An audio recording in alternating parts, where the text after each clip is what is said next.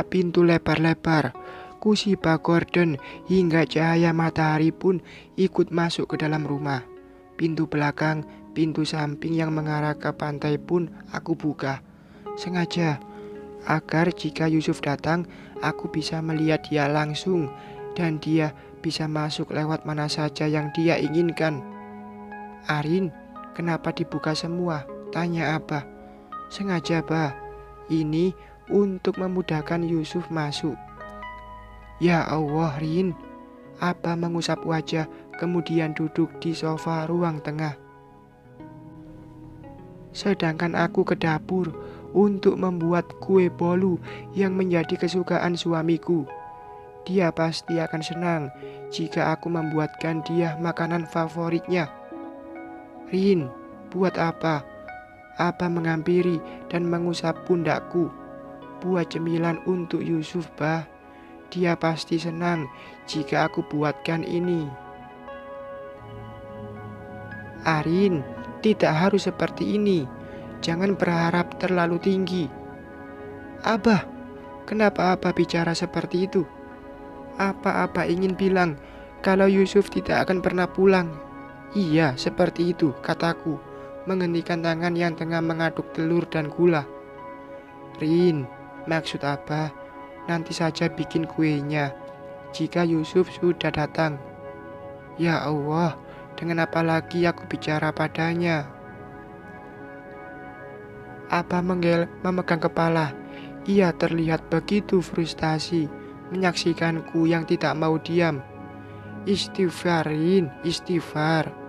Yusuf belum tentu kembali. Lihat yang dialami Rohim.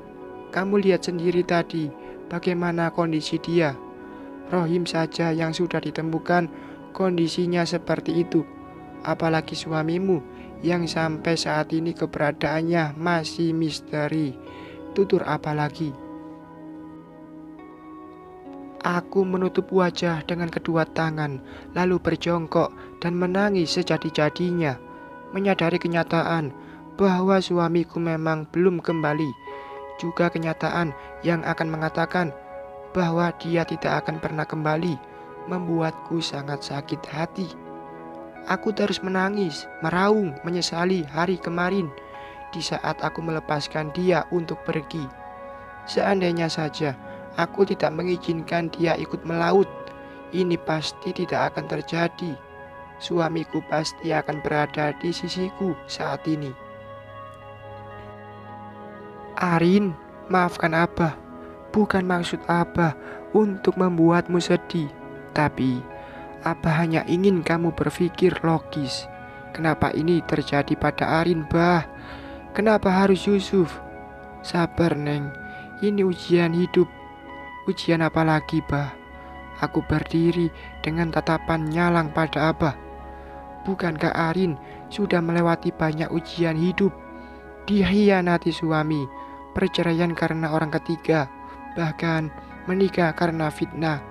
Apa itu semua belum cukup?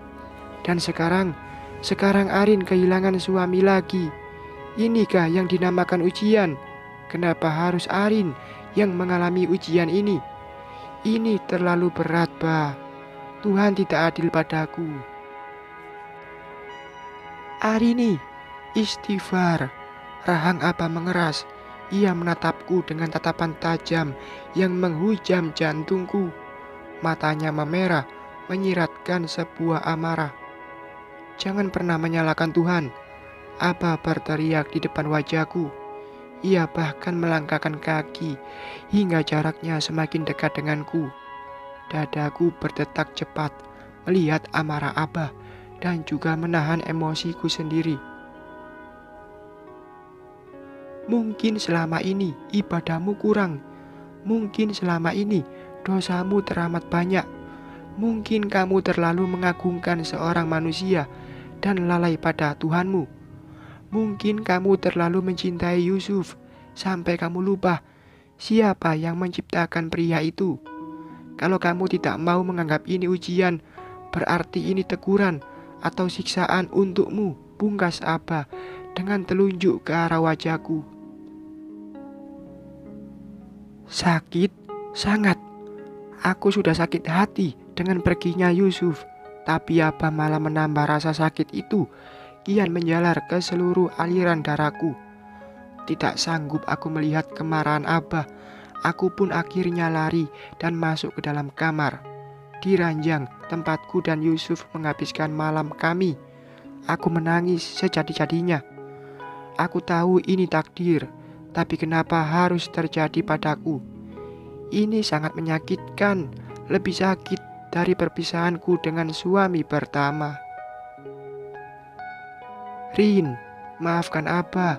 Abah terbawa emosi. Abah mengetuk pintu kamar seraya memanggilku. Aku tidak mengindahkan ucapan Abah.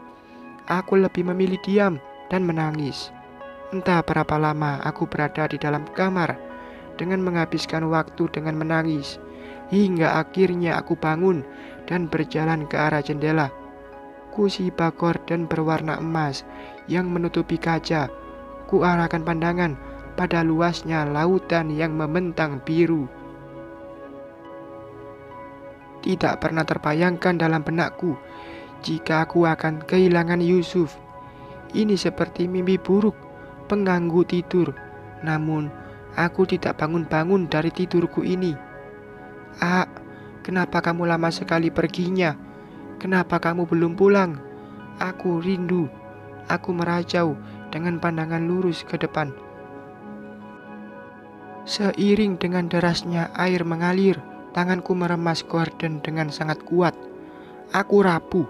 Aku benar-benar rapuh. Gimana hidupku tanpa dia nantinya? Aku merasa tidak sanggup menjalani ini.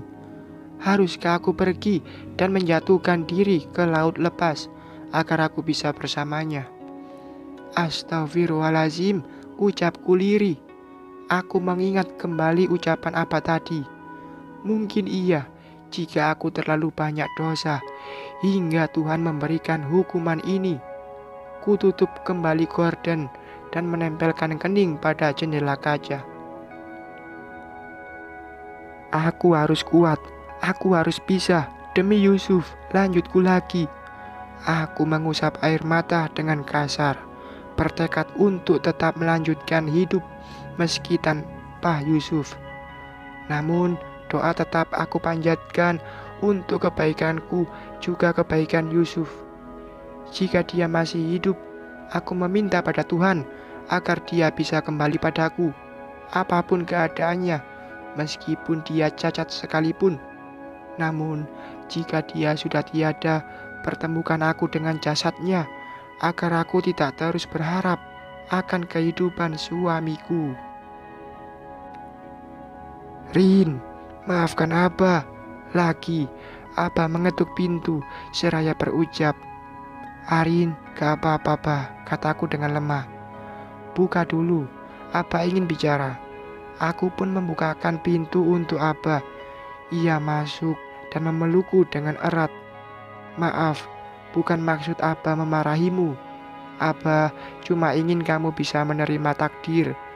Ini memang sulit, tapi kita tidak bisa menolak takdir kita. Aku semakin tergugu di pelukan Abah.